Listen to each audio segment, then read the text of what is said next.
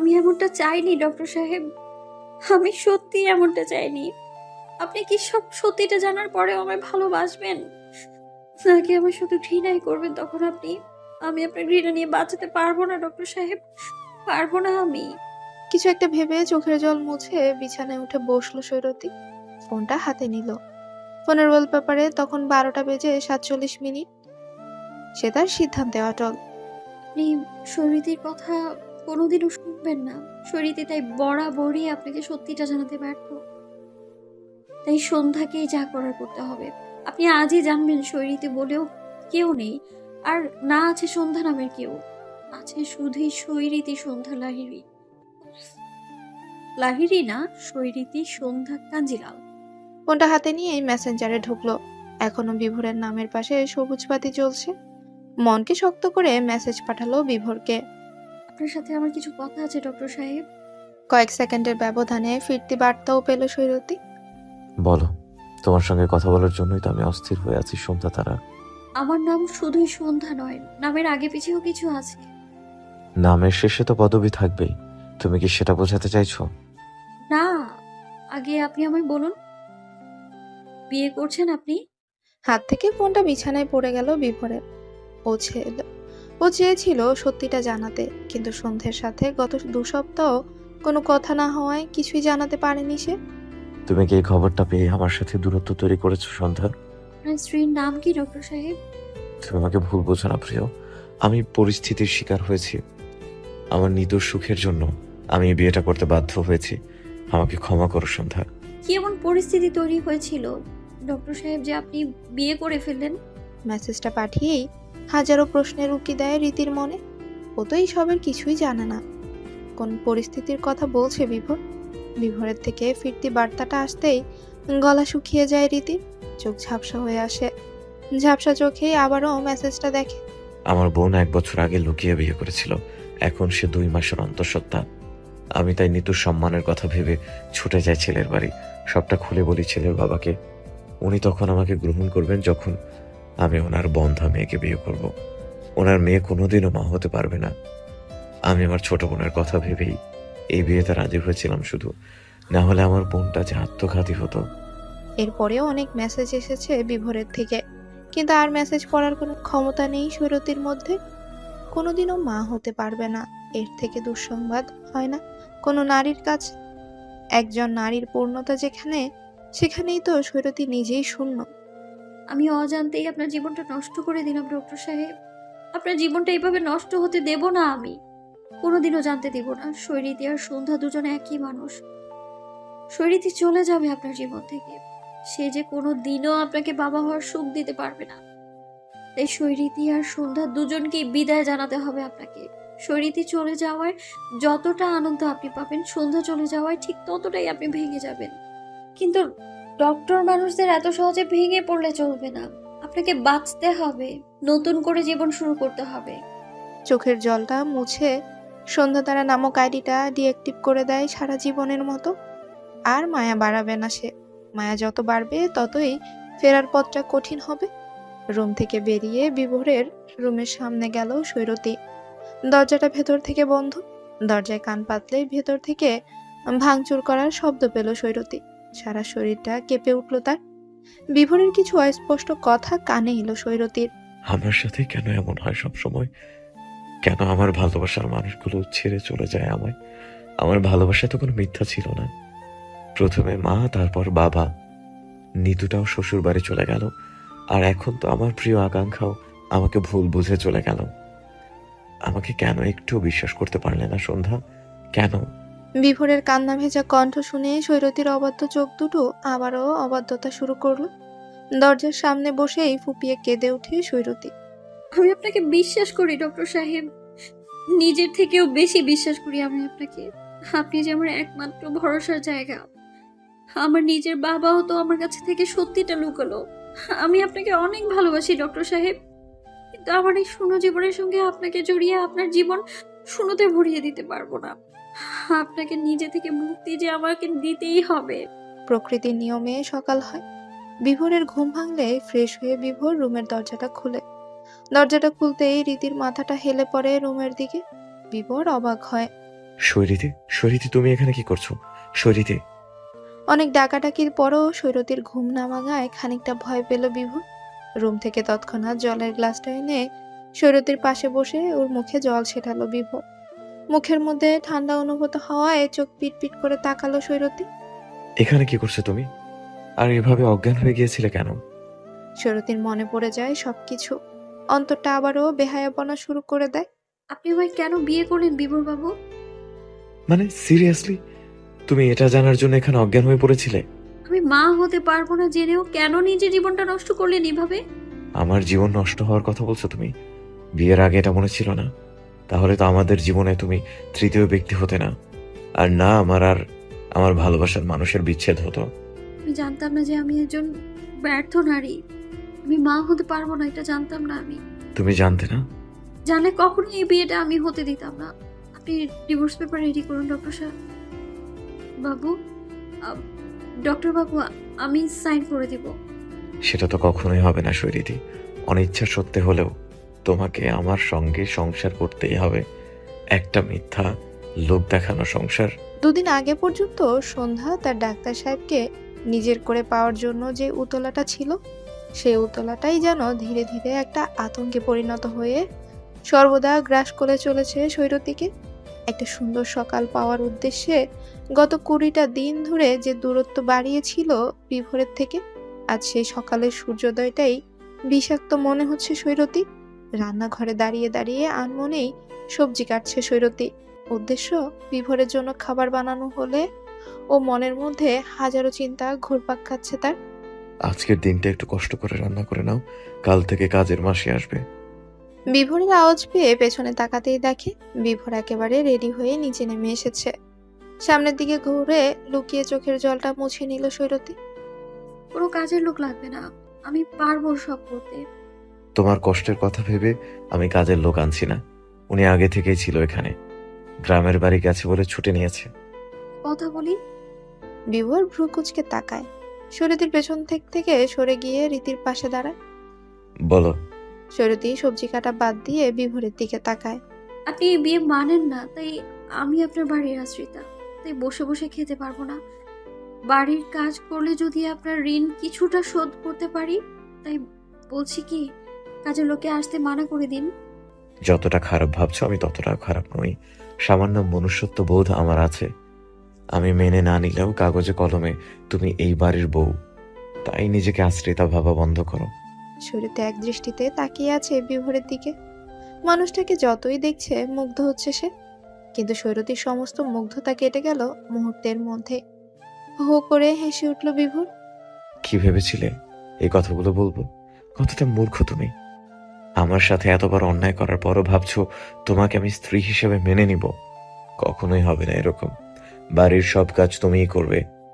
আর একটা কথা, এই বাড়ির খবর ভুলেও বাবার কানে তোলার চেষ্টা করো না, তাহলে খুন করে রেখে দেবো তোমায়। কাকপক্ষী তো টের পাবে না। বিভোর রান্নাঘর থেকে বেরিয়ে গিয়ে ডাইনিং টেবিলে ল্যাপটপ খুলে বসে। সৈরতি এই ক্ষুদ্র ক্রোধান্বিত বিভোরকে চিনতে পারে না কোনোভাবেই। তার নরম মনের ডাক্তার সাহেবকে কি সত্যি সে হারিয়ে ফেললো? এসব ভাবনার মধ্যে আবারও রান্নায় মনোযোগ দেয়। বিভোর ল্যাপটপে হসপিটালের কিছু জরুরি কাজ করে নেয়। ততক্ষণে সৈরতির রান্নাও হয়ে যায়। প্লেটে খাবার বেড়ে বিভোরকে টেবিলে দিয়ে যায়। একটা কথা জিজ্ঞেস করবো? বলুন। তুমি সকালে বললে তুমি যে মা হতে পারবে না, সেটা জানতে না, তাহলে আজ কি করে জানলে? ঘাবড়ে যায় সৈরতি। খুব বড় একটা ভুল করে ফেলেছে সে। বিভোরের প্রশ্নের উত্তর যে তার কাছে নেই, কি বলবে ও? কি হলো, চুপ করে আছো কেন? তাহলে আমার ধারণাটাই ঠিক। কি ভাবলে তোমার আর তোমার বাবার প্ল্যান আমি ধরতে পারবো না? সব জেনেও আজ না জানার ভান করে ডিভোর্স চেয়ে ভালো মানুষের নাটকটা করলে সেটা আমি ধরে ফেলেছি শৈরীতি লাহিড়ী। সৈরতি মনে মনে হাসে। বিভোরের কাছে নিজেকে যে যত বেশি খারাপ প্রমাণ করতে পারবে, ততই সে মুক্তি দিতে পারবে বিভোরকে। ধরেই যখন ফেলেছেন তাহলে ডিভোর্স পেপারটা রেডি করুন। বাঁকাভাবে হাসে বিভোর। তার চোখে অন্যরকম একটা চাহনি দেখে বুক কেঁপে ওঠে সৈরতি। এত সহজে তোমাকে আমি মুক্তি দেব না। তুমি আর তোমার বাবা মিলে আমার সাথে যা যা করেছো ঠিক সেটাই ফেরত দেবো আমি। মেরে ফেলুন আমায়, এটাই সব থেকে উত্তম। আমি যে কষ্টটা পাচ্ছি সেই কষ্ট তোমাকেও পেতে হবে। তিলে তিলে মরবে তুমি। তোমার জীবনটা আমি নরক বানিয়ে দেব। সৈরতী চোখ বন্ধ করে একটা দীর্ঘশ্বাস ফেলে। তার ছিল বড়া চাহনিতে তাকায় বিভোরের দিকে। পরে যেন না আবার আফসোস করতে হয়। আফসোস? আফসোস শব্দটা বিভোর কাঞ্জিলাল তার ডিকশনারি থেকে মুছে ফেলেছে রাত্রিবেলা। আচ্ছা, যত ইচ্ছে শাস্তি দিন আপনি আমায়, তিলে তিলে দগ্ধে দগ্ধে মারো না আমায়, শুধু একটা অনুরোধ রাখবেন। বিভোর খাওয়া বন্ধ করে সরু চোখে তাকায় সৈরতীর দিকে, তারপর আবারও মনোযোগ দেয় খাওয়ায়। কি? ফাঁসির আসামির থেকেও তো তার শেষ ইচ্ছের কথা জানা হয়। আমি তিলে তিলে মরে যাওয়ার আগে আমার একটা ইচ্ছে পূরণ করবেন। আচ্ছা বলো, শুনি তোমার শেষ ইচ্ছা। আমার মাস্টার্সের ফাইনাল ইয়ার চলছে, এটা মাস্টার্সটা কমপ্লিট করতে দেবেন আমায়? হুম, তবে বাড়ির সব কাজ যেন সময় সময় হয়ে যায়। সৈরতী আর দাঁড়ায় না বিভোরের সামনে, খুব কষ্ট হচ্ছে তার। ছুটে রুমে গিয়ে দরজা বন্ধ করে দেয়। সৈরতীর খুব ইচ্ছে হয় চিৎকার করে কাঁদতে। ওয়াশরুমে গিয়ে শাওয়ার চালিয়ে ধপ করে বসে পড়ে শাওয়ারের নিচে। আমি সত্যিই জানতাম না ডক্টর সাহেব, আমার বাবা এইভাবে আপনার জীবনটা নষ্ট করে দিয়েছেন। আমাকে কেউ ঘৃণা করেও জানতে দেয়নি যে আমি সন্তান জন্ম দিতে অপারগ। যদি জানতাম তাহলে না আপনার সঙ্গে ঝগড়াতাম আর না বিয়ে করতাম কখন আমি আপনাকে।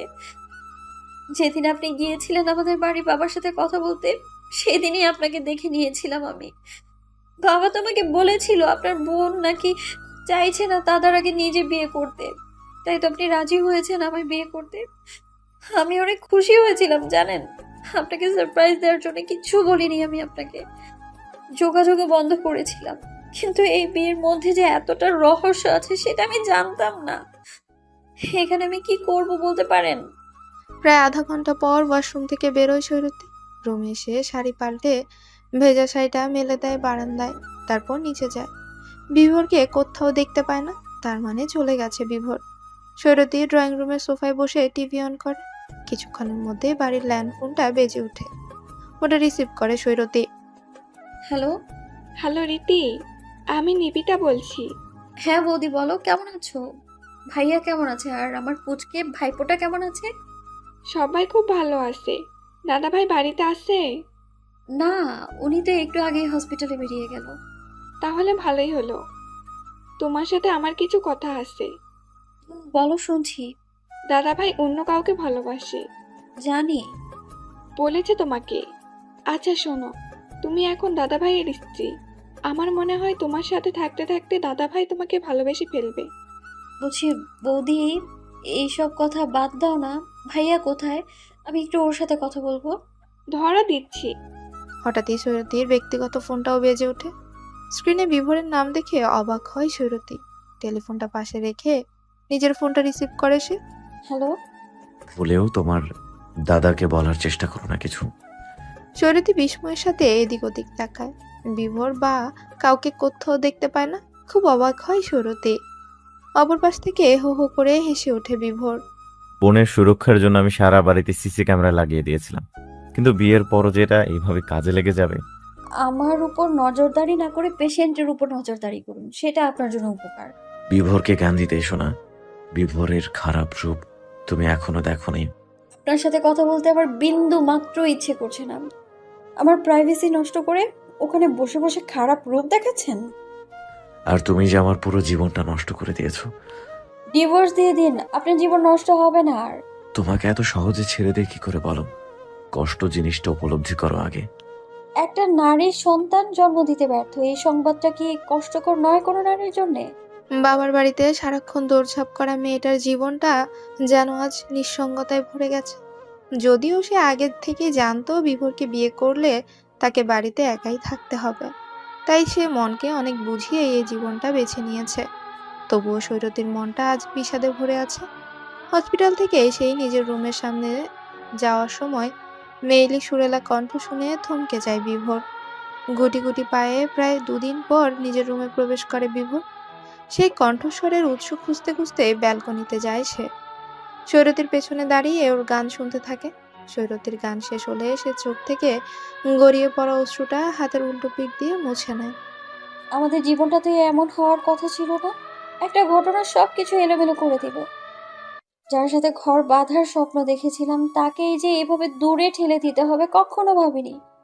আমায় ক্ষমা করে দিন ডক্টর সাহেব, অসহায় আমি। কথাগুলো নিজের মনে বললেও পেছনে দাঁড়িয়ে থাকা বিভোর যে কথাগুলো শুনেছে সেটা সৈরতী জানে না। তাই তো পেছনে ঘুরে বিভোরকে দেখেই দুপা পিছিয়ে যায়। রেলিংয়ে পিঠ ঠেকায় সৈরতী। ভয় দুটো শুকনো ঢোক গিলে। তোমাকে না বলেছি আমাকে ডাক্তার সাহেব বলে ডাকবে না? জোরে জোরে দুবার দীর্ঘশ্বাস ছাড়লো সৈরতী। বিভোর তাহলে তার কথা শুনেনি। আপনাকে একটা সত্য জানানো দরকার আছে আমার। তোমার তো সবটাই মিথ্যে, তবুও ভালো একটা সত্য জানাবে বলছো, বলো। সৈরতী চোখ বুজলো। ও ঠিক করেই নিয়েছে এখন থেকে বিভোরের চোখে নিজেকে প্রচন্ড পরিমাণে খারাপ একটা মেয়ে প্রমাণ করবে সে। আমার বয়ফ্রেন্ড আছে বিপুল বাবু। বিভোর ভ্রু কুচকে তাকায় সৈরতীর দিকে, তারপর বাঁকা ভাবে হাসে। মনে মনে কোনো একটা ছক কষে ফেলে সে। বাবা, আচ্ছা কে সেই ভাগ্যবান পুরুষ শুনি? আমার কলেজের সিনিয়র, এখন পাস আউট করে বেরিয়ে গিয়েছে।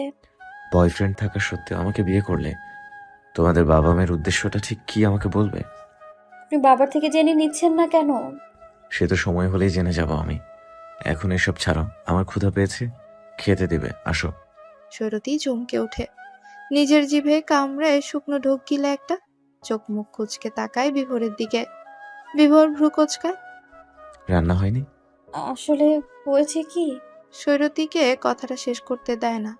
হাত দেখিয়ে থামিয়ে দেয় বিভোর ওকে।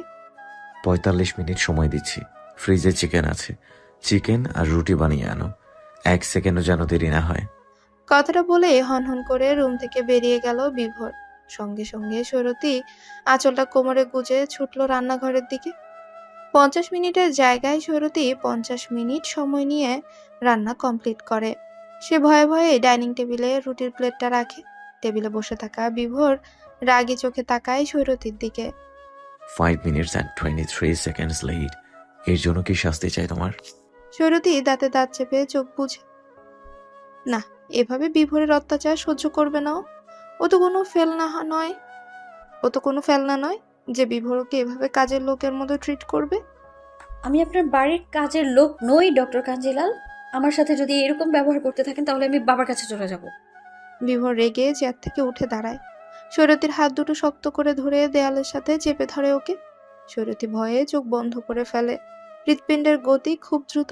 হাত পা কাঁপছে সৈরতীর। বিভোর আরো শক্ত করে চেপে ধরতেই হাতে খুব ব্যথা পায় সে। ব্যথার জন্য চোখে জল চলে আসে। হুমকি দিচ্ছ? আমাকে হুমকি দিচ্ছ তুমি? ছাড়ুন, লাগছে আমার। লাগুক, তোমার জন্য যে আমার হৃৎপিণ্ডটা পুরো গুড়িয়ে গেছে, তখন কতটা লেগেছে আমার বুঝতে পারছো? সেই ব্যথার তুলনায় এটা তো কিছুই না। আপনি যেটা আমার সঙ্গে করেছেন সেটা যদি আমার দাদা বৌদির সাথে করে তাহলে আপনার কেমন লাগবে ডক্টর বিভোর কাঞ্জিলাল? বিভোরের হাতের বাঁধন হালকা হতেই সৈরতী সরে যায় ওখান থেকে। ছুটে রান্নাঘরে এসে মুখ চেপে কাঁদতে থাকে। বিভোর ওখানেই থমকে দাঁড়িয়ে আছে। এতক্ষণ তো এটা ভেবে দেখেনিও যদি কোনোভাবে ওর বোনের শ্বশুর বাড়িতে এসব কথা জানাজানি হয় তাহলে ওর বোনেরও যে লাইফটা রিস্ক হয়ে যাবে। না, আমার ভুলের জন্য নিতুকে কষ্ট পেতে দেব না আমি, কিছুতেই না। দুজনের কারোরই আর রাতে খাওয়া হয়ে ওঠেনি। একজনের মনে অভিমানের পাহাড় জমতে শুরু করেছে, আর অন্যজনের মনে শুধুই ঘৃণা। বিভোর যত ভাবে ও নর্মালি থাকবে সৈরতীর সামনে, আর 5টা স্বামী স্ত্রীর মতোই থাকবে, কিন্তু সেটাও পেরে উঠতে পারে না বিভোর। সৈরতীকে দেখলেই একরাশ ঘৃণা এসে ভর করে বিভোরকে, আর সেই ঘৃণাটাই পরবর্তীতে রাগে রূপান্তরিত হয়, যার জন্য পশুর মতো ব্যবহার করে বিভোর সৈরতীর সঙ্গে।